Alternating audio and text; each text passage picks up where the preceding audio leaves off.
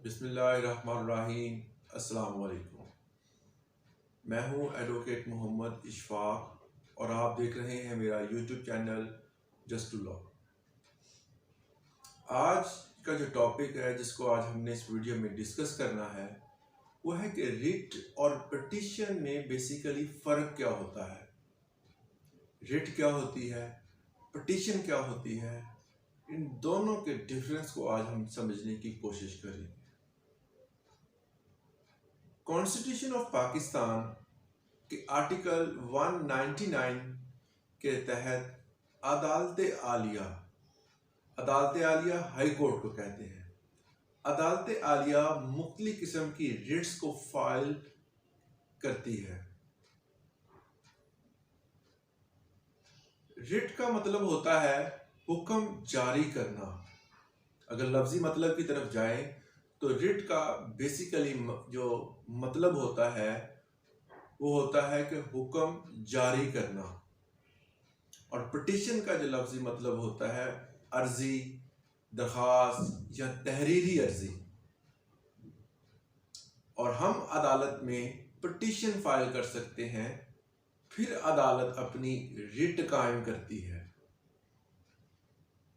मतलब यह है कि हम अदालत में दरख्वास्त दे सकते हैं, अर्जी रख सकते हैं, हुक्मनामा जारी नहीं कर सकते। रिट हमेशा अदालत कायम करती है। रिट की 5 इकसाम है। अकॉर्डिंग टू आर्टिकल 199 हम अदालत आलिया में 5 किस्म की रिट जो है वो नाफुजुल अमल कर सकते हैं। रिट ऑफ प्रोहिबिशन, पहली रिट जो है वो है रिट ऑफ प्रोहिबिशन। ये उस वक़्त अदालत कायम करती है जब किसी फर्द या किसी कंपनी को कोई और रेमेडी अवेलेबल ना हो। अगर गवर्नमेंट का कोई ऐसा बंदा जो कोई ऐसा काम कर रहा है जिसकी इसको इजाजत नहीं है, उसकी जुरिस्डिक्शन उस एरिया में नहीं बनती, अगर वो काम वहां पर काम कर रहा है तो उस काम को रोकने के लिए अदालत आलिया में आप पिटीशन फाइल कर सकते हैं और फिर अदालत अपनी रिट कायम कर देती है। वो रिट जो होती है उसे कहते हैं रिट ऑफ प्रोहिबिशन। एक और क्लियर करता चलूं आपसे रिट ऑफ प्रोहिबिशन को, कि जिसमें अदालत आलिया किसी मातहत अदालत को ऐसा फैसला करने से रोक देती है जो उसके अदारा अख्तियार में नहीं होता। मतलब कि अगर अदालत में कोई केस चल रहा है, लाहौर की अदालत में जो है वो मुल्तान का केस चल रहा है, तो मुल्तान जो है असल में उसकी जुरिस्डिक्शन बनती है, लाहौर में उसकी जुरिस्डिक्शन नहीं बनती। तो इस केस को मुल्तान में ही चलाया जाएगा, लाहौर में आप उसको नहीं चला सकते। ना ही वो मुतलका जज जो होगा वो फैसला करने का अहल होगा, उसकी जुरिस्डिक्शन बनती ही नहीं होगी। इसलिए क्या करते हैं कि उस केस को रेफर कर देते हैं मुतलका इलाके में, मुतलका अदालत में। उसके बाद जो सेकंड रिट है रिट ऑफ मैंडिबस।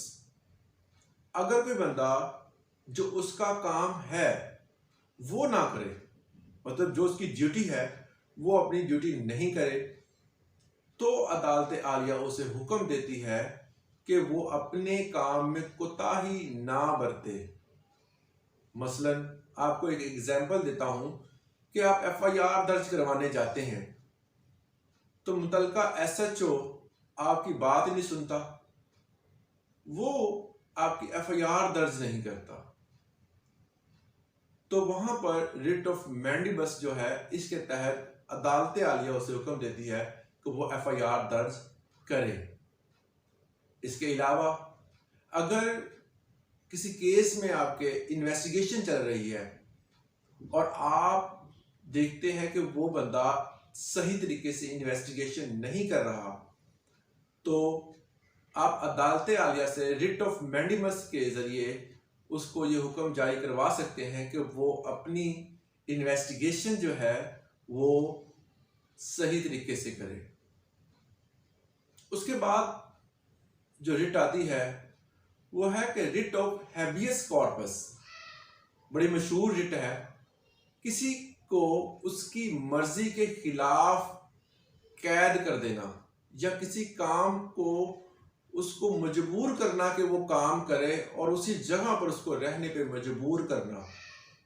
ऐसा बंदा जो उसको उसकी मर्जी के खिलाफ अगर आप कहीं पे रखते हैं, उससे आप जबरदस्ती काम लेते हैं, तो उसके खिलाफ अदालत आलिया हुक्म जारी करती है कि इसको फौरन रिहा किया जाए। बेसिकली ये रिट जो है ये इनफरादी आजादी के तहफ्फुज के लिए कायम की जाती है। उसके बाद जो रिट है रिट ऑफ सरशारी। ये ऐसी रिट होती है, इसका मतलब ये होता है कि पब्लिक ऑफिसर, प्रोफेशनल बंदा जो है जिसके पास लॉ अथॉरिटी ना हो फिर भी वो काम करे, मतलब कि उसकी जुरिस्डिक्शन बनती ही ना हो तो फिर भी वो बंदा काम वो करे, तो अदालत उस बंदे को उस स्पेसिफिक वर्क करने से रोक देती है। मतलब ये है कि इजी वर्ड में आपको बताऊं कि इसके तहत, इस रिट ऑफ सरशारी के तहत अदालत आलिया किसी मातहत अदालत में किसी मुकदमे में के रिकॉर्ड को तलब कर सकती है, या कोई अदालत जो है वो फैसला कर देती है जिसके एक फरीक को सुना और दूसरे फरीक को उन्होंने सुना ही नहीं, तब आप रिट ऑफ सरशारी हाई कोर्ट में फाइल करते हैं और हाई कोर्ट का ये अख्तियार है कि वो उस फैसले को ख़त्म कर देती है और उस केस को नए सिरे से चलाती है। इसको रिट ऑफ सरशारी कहते हैं। 5वें नंबर पे जो रिट आती है वो है रिट ऑफ क्यू वारंटो। आइन की रूह से अदालत आलिया किसी शख्स से जो किसी ओहदे पर फाइज हो ये पूछ सकती है कि वो किस हक के तहत जो है वो इस ओहदे पर फाइज रहने का हकदार है। मतलब कोई बंदा अपॉइंट होता है 17, 16 या किसी भी स्केल पे, तो अदालत उस बंदे से पूछती है कि आप किस आइन के तहत, किस कानून के तहत इस ओहदे पर काम कर रहे हैं। तो उस बंदे पर होता है कि वो साबित करे, मतलब वो अपने एजुकेशनल डॉक्यूमेंट्स दिखाए, अपनी कोई भी चीज़ दिखा सकता है कि जनाब ये मेरा हक है, ये मेरा अपॉइंटमेंट लेटर है, ये फलां टेस्ट देने के बाद या फलां जगह से मैं यहाँ पर आया हूँ। इसको जो है इस रिट के ज़रिए किसी बंदे की जो है वो सलाहियत को चेक किया जाता है। क्या वो इस काबिल है कि वो सीट पे बैठ कर काम करे?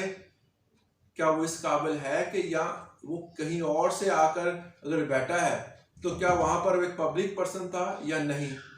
इसको रिट ऑफ क्यू वारंटो का नाम दिया जाता है। उम्मीद करता हूँ आपने इससे जरूर कुछ सीखा होगा। आज के लिए इतना ही। इजाजत दें। अल्लाह हाफिज।